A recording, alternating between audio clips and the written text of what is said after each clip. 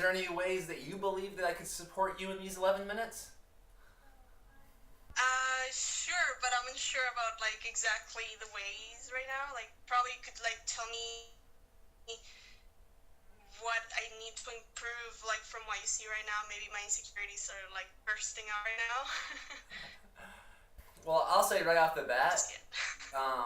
my initial impression right off the bat is you are very. It was a very attractive demeanor when you said what you just said. That you said that I imagine however that was, that authenticity of you, or being that vulnerability of you expressing that you're scared, that your insecurities are just bursting out.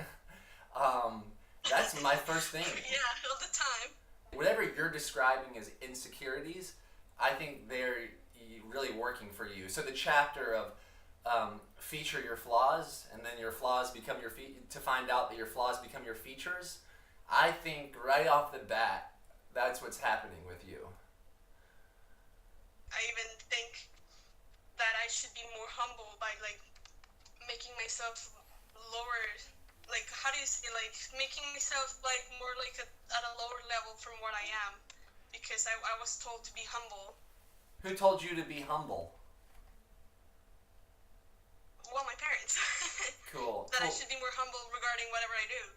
The funny thing about parents, and me being one now, and me having two incredible parents, is, and like now the full circle of having my own child, right off the bat it became clear to me that I am in a lot of ways am projecting my reality upon Davina. And I realized that my parents projected their reality onto me.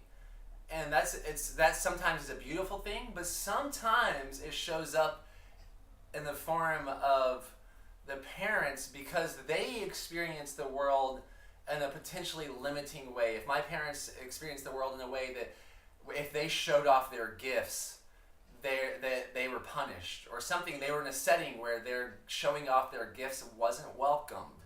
So they learned that was the way that one is supposed to behave. So obviously when they have a child, their first child, being their first child, they may have taught me some of those things. Maybe that it wasn't safe for me to give my genius fully, because this might be what happened. Or maybe if I fully speak my truth, those people might not like it. And I think that lesson served me greatly, and that lesson probably served you greatly up until now, because now, whether you look at me as a mentor or a friend, I'm here to remind myself, to remind you, and to remind Davina, while I'm so blessed to have her here during this call, that any limits that I placed on myself, whether they were consciously or unconsciously, are not for Davina to own. They're actually for her to break. So humility is a beautiful thing, and I'm not trying to tell you to go off and be a braggart, or like that you think you're better than anyone else. I'm not saying that, but I will say is that you have gifts and that you have genius that no one else in the world has, and that you are like, not all, I know I've heard that not all men are created equally, not all women are created equally. We have our unique individual gifts that we fully shine, that we're the best in the world at. And I trust that, if anything, maybe I can remind you that anything that you categorize as being humble, to make sure it's not hiding your genius or hiding your gifts. Because my initial 30 seconds with you, I see that you're a powerful woman, and it looks like you're growing into your power, that you're like ready to own your power, and that maybe the idea of humility has gotten a little bit in the way. Maybe it's time for you to practice being the opposite, just to see what it feels like, to see what happens.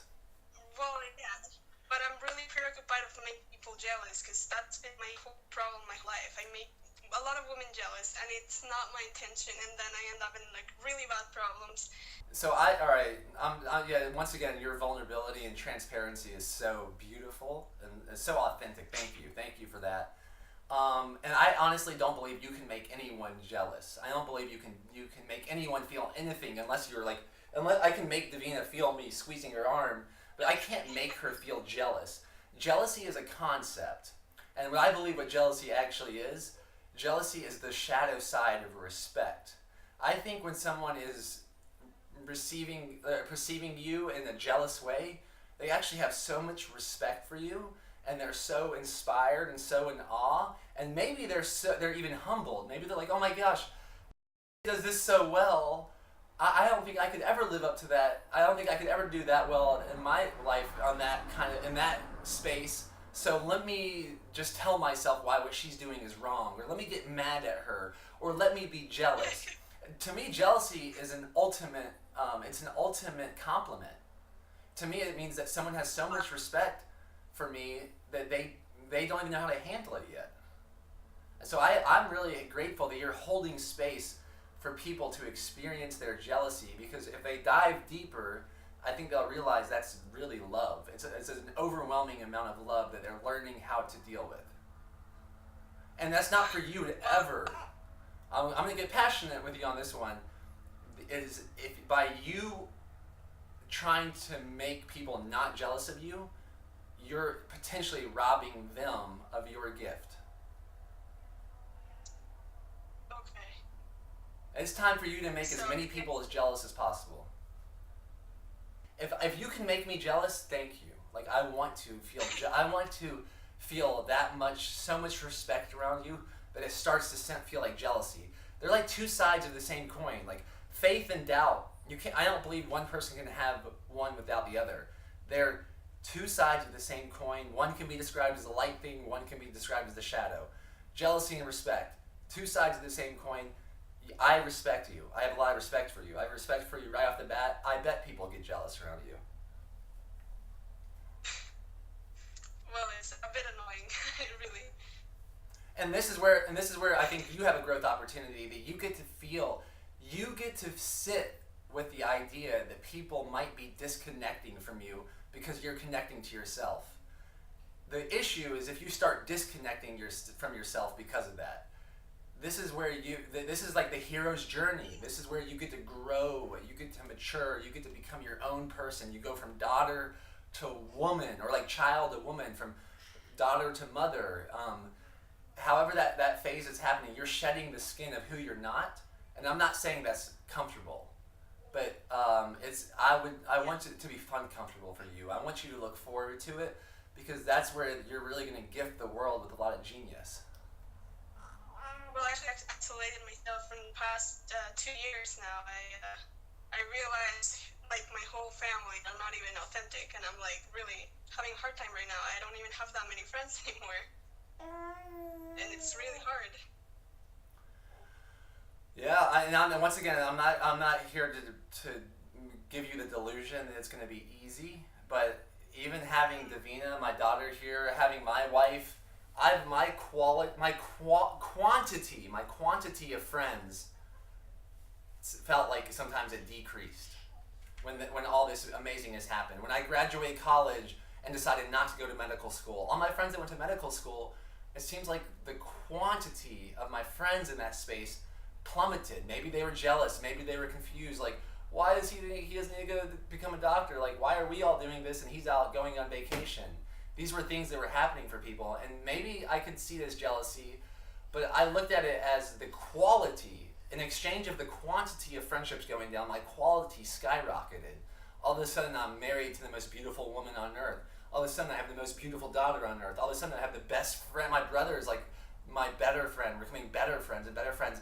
And actually, my brother, Timothy, I would call him an expert on jealousy.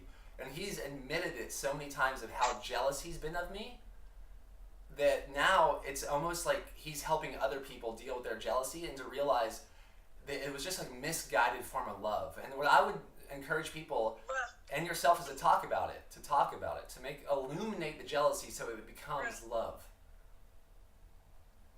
Well, even my sister, she's like, I think she's prettier than me, but she was always jealous of me, and right now we haven't spoken for 3 years. And that's like, like the root of everything, I think. Yeah, I was actually wondering how you guys were like brothers, like super brothers, and now you told me. And it hasn't always been that. We haven't always been that close. And he would say that jealousy was in the way in the past.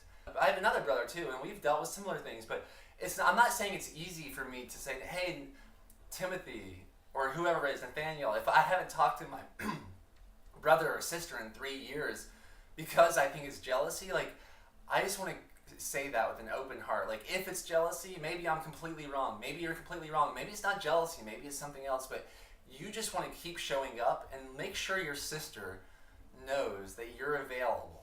Regardless of the feelings, regardless of the confusion, that you're available to explore these emotions out loud and you're there for her.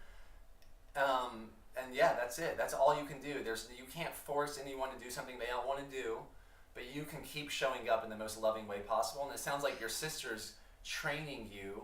You and your sister are training each other to become real heroes. Because I'm not saying that's easy. It sounds like you have a real hero's journey, and I would just make sure that your sister fully knows, like, to prove her right. Whatever the issue is, see if you can see her side of the coin so much that you could make an argument for her case, and then be there with her for that. I'm not telling you to lie to yourself or deceptively, what is that called? Humiliate yourself or humble yourself unauthentically. I'm saying show up right now how you are and telling the truth of what your feelings are, and then hearing her truth. And it may take 3 years, may take 30 years, but if you're doing what you can right now, then I think you're doing the most loving thing for everybody. Oh, thank you so much. Thank you. Yeah, and let's stay in touch. Send me, keep me up to date with your sister. Maybe you and your sister could come to one of our events one day. We could all work it out. Maybe I'll bring my brother, you bring your sister, and who knows? Oh, that'll be lovely. I love Ja. I praise Ja. Okay, so today's October 18th, and I have committed to doing 111 quantum consultations. I've done 9. This is the 9th one, I believe. So that leaves 102. If you wanted to do one with me, all you have to do is be one of the first 102 people to send me a screenshot of your review on Audible, preferably. I think if I had to play the game of comparison, that's what I would recommend. And or the hard copy of the book on Amazon. And allegedly it tastes pretty good. So, aloha. Run, guan, guan, guan. Run, guan, guan, guan. Run, guan, guan, guan. Run, guan, guan, guan. Run, guan, guan, guan.